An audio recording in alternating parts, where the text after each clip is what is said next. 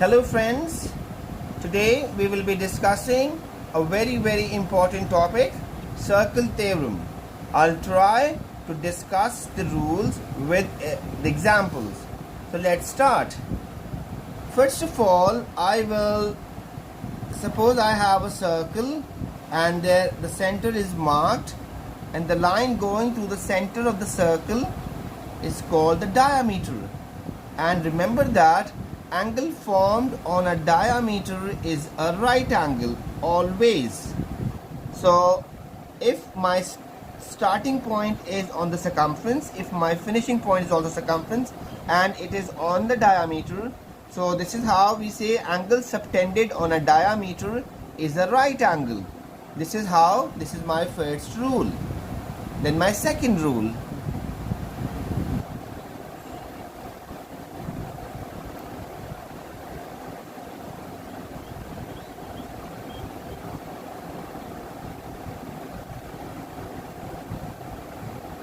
I can see that this angle is facing this arc and this angle is also facing the same arc and the two arcs are facing the same angle. So this is how we say the angles subtended on the same arc are equal. These two angles will be equal. Third rule, which first we will discuss all the rules and then we will be doing questions which will help us in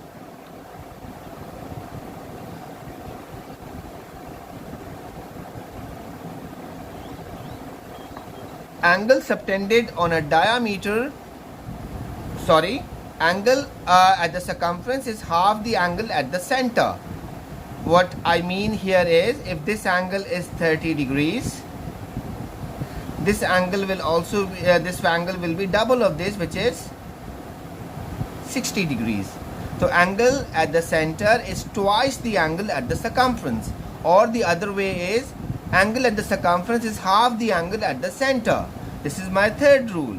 Then we will be discussing the fourth rule, and the fourth rule is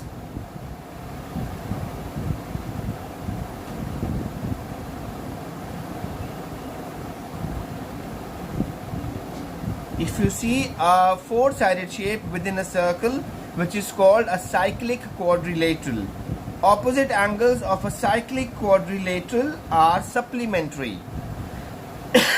Supplementary means when they add, these two angles will add up to 180. So as these two angles will also add up to 180. So but the only requirement is all four vertices are supposed to be on the circumference. The fifth rule.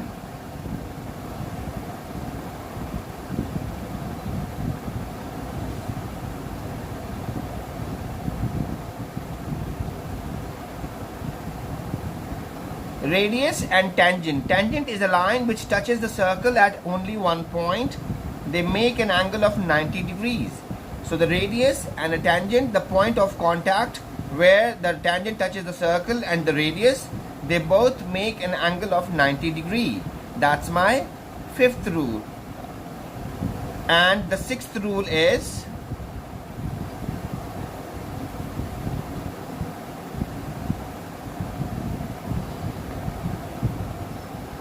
if there is a tangent and they are from the exterior point, they both are equal. So the tangent from the exterior point to the circle are equal in length. So what I can say here is, if this is my center of the circle, so this will make an angle of 90 degree, this will make an angle of 90 degree, and these two will be equal in length. So these are my 6 rules which we will be discussing one by one, which I will be using in my next example. Okay, thank you. Okay, so I have my example 1 where I can see a diagram where I can see a tangent coming from point P and touches the circle at point T. There is a center marked with the letter O and there is a point on the circumference. I can see that I have the angle marked with the letter X and angle P is 32. I need to find my angle X. So let's start what we know is, let's calculate that first. To do that, I know that the radius and a tangent make an angle of 90 degree. I will mark my 90 here, and then I know if this angle is 32 in a triangle, I know all three angles add up to 180. So first of all, I will find this angle. So if I subtract a 90 from 180, I will get 90. Then I will subtract 32 from 90 to get what? Let's do it here. 32 subtracted from 90. 10 minus 2 will give me 8, and 8 minus 3 will give me 5. So 58. Okay, so once I know that this is 58, I know that this is the radius, so as this, and they both are same, they both are of equal length. If this angle is x, this angle will be x as well, because this is an isosceles triangle. And I know that these two angles, when I'll add them, their sum will always be equals to 58. So I know that x plus x equals 58, and 2x equals 58. My x is equals to 29. So this is how I can easily find my value for x, which is 29 in this case. This is my first example.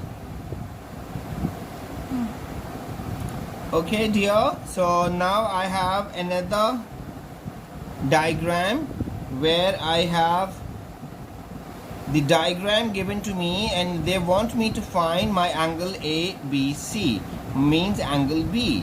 So if you look at this, I have a cyclic quadrilateral, and we know that the opposite angles of a cyclic quadrilateral are supplementary. So in this case, I can say my x plus 68 equals 180 degrees.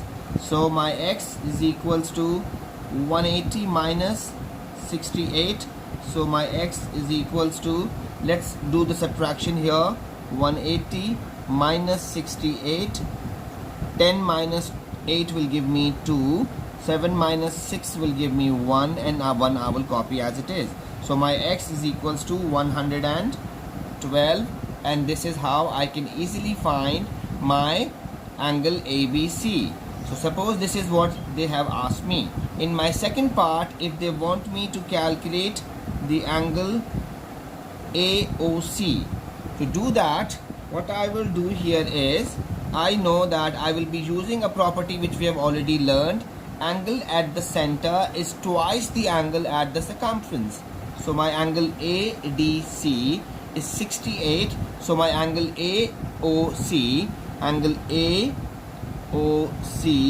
is equals to 2 times 68. 2 times 8 is 16, carry 1, and 2 times 6 is 12, plus 1 is 13. So my angle AOC is 136. This is my second part of this question. Then I have to calculate my third part, which is, they have asked me to find my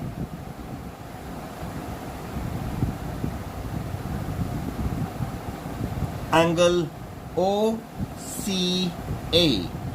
this angle.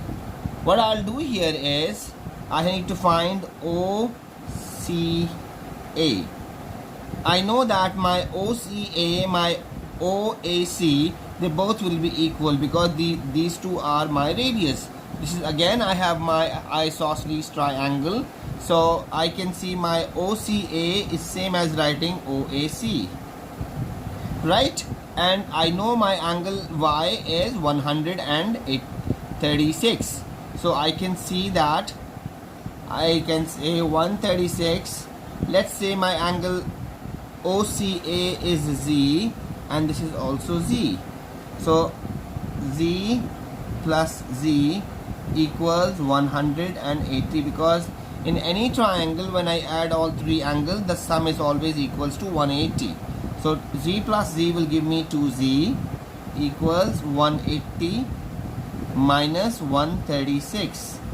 So 2Z equals, when I subtract 136 from 180, what I'll get is 44, because 4 plus 6 is 10, 140 plus 40 is 180. When my 2z is 44, so my z is equals to 22. So my angle OCA is 22. This is how I can calculate.